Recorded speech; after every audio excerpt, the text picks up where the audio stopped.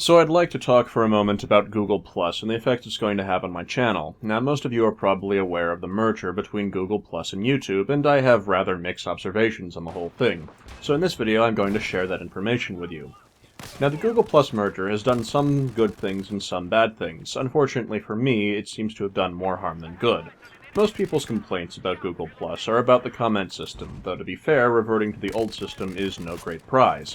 500 character limits and having to label individual comments reply to part 1 in order to have some semblance of order made it very difficult to have any sort of lengthy discourse in the comments section of a YouTube video. Now, as you're probably aware, my channel does gaming videos and also does political videos. My immediate political goal at the moment is basically the creation and promotion of a new political party of sorts, and promotes a new political philosophy. Basically, I'm trying to make a new party for people to identify with. This is no small task, and unfortunately Google Plus is getting in the way.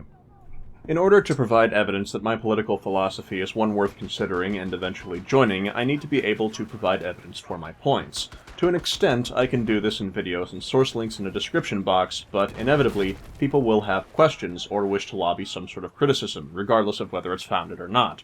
It is essential that I be able to respond to such comments to defend the political philosophy I have created, and thus prove its validity. And the original YouTube comment system wasn't very good at that. I'd only be notified for the most recent comment on any individual YouTube video, and there was some sort of glitch in the system where I was missing comments once in a while. My inbox would tell me that there were unread comments, but it wouldn't tell me where they were, or who posted them, or what they said. The inbox list of unread comments would just mysteriously grow from time to time. As a result, some comments would simply go unseen by me, and it's far too time-consuming to check each and every one of my videos for new comments. And when responding to someone who asks multiple questions, sometimes 500 characters just doesn't cut it.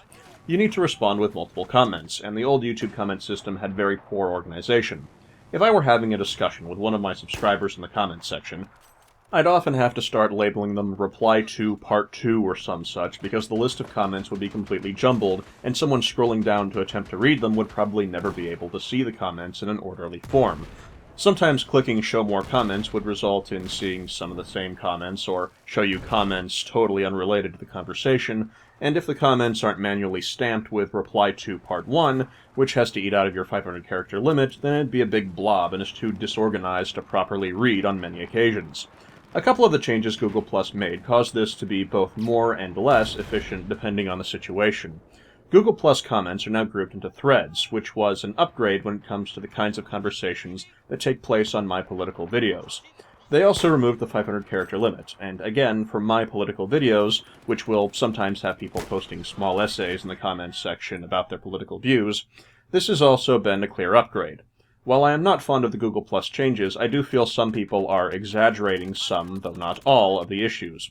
While I'm opposed to an unlimited character limit, I'm quite content with a 500 character limit being expanded to, say, 20,000 for example, to allow small papers being written as long as all comments longer than 500 characters start off in their minimized form and you have to click Show the Rest to read the whole thing. That way it isn't possible for the character limit to be used to spam with text walls. So I do feel a character limit should be added, but I don't think we should revert to 500. Just make comments longer than 500 start off with only the first 500 characters visible, and you have to click it to read the rest. And I think that would be much more efficient. Now, the thread grouping of conversations is also an upgrade, or rather would be if you could vote up conversations. As it stands, you can't vote up a conversation of multiple comments. You can only vote up individual comments, and in some cases the post with the most replies will just get marked visible as the top comment, simply because it's garnered enough replies. This system has already been thoroughly debunked in Total Biscuit's video on the subject, so I'm not going to waste my time explaining it. My point is that if you could vote a conversation to the top instead, that might be preferable to whoever provokes the most replies getting top comment. So basically, the thread grouping of comments is a good idea, but lacks the mechanics to support it. It was done very sloppily.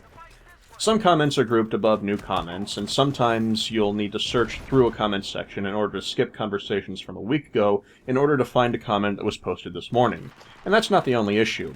To further support this point, I point you in the direction of our now removed ability to click to show what comment someone replied to. This was in so you could, if you read a comment that was in reply to someone else's comment, you could just click the Click to Show button and keep reading in that conversation. This was probably the best way to keep track of a conversation that people had in the old system, even if it wasn't foolproof. But now if I click the In Reply to Another Comment button, It opens up the same video in a new window in my browser and may or may not actually show me the linked comment. Sometimes it does, sometimes it doesn't. This is simply a step to make the mechanics less efficient. Worst of all is the Google Plus notification system, which is significantly less reliable than the YouTube inbox. My Google Plus notifications are set to inform me whenever someone leaves a comment, but I only seem to see about 1 in every 10 comments. I've browsed through several videos and discovered several new comments that Google Plus decided I didn't need to know about. This is probably the worst of the new features in that it makes it a lot harder for me to respond to criticisms of my videos. With the old inbox, I'd lose some comments, but with the new Google Plus system, I lose the majority of them. And this is a particular thorn in my side when it comes to my political videos. My political ideology is centered around the ability to discuss and debate and thus come to rational conclusions, and I have many political videos. But I can't answer anyone's questions or respond to any criticisms if I don't know someone's even left a comment. It's impractical to the point of impossibility to regularly check every single political video I've made for new comments. I can partially work around this issue by checking on comments on new videos for a limited time, and I was already pondering making a video to reply to comments, essentially a Q&A video of sorts, and I had already started making a series of videos to get people to hold reasoned discussions in the comments section. The purpose of that was to get people who watch those videos to reply to comments when I'm not around to see them. But as a result of the Google Plus merger, my plans for that must now be accelerated, because I've gone from missing some comments to missing most comments. This is an affliction that affects most channels that grow to a large size, but I hadn't anticipated that I'd encounter the problem this early due to the relatively small current size of my channel. Google Plus has now thrown a wrench into the works.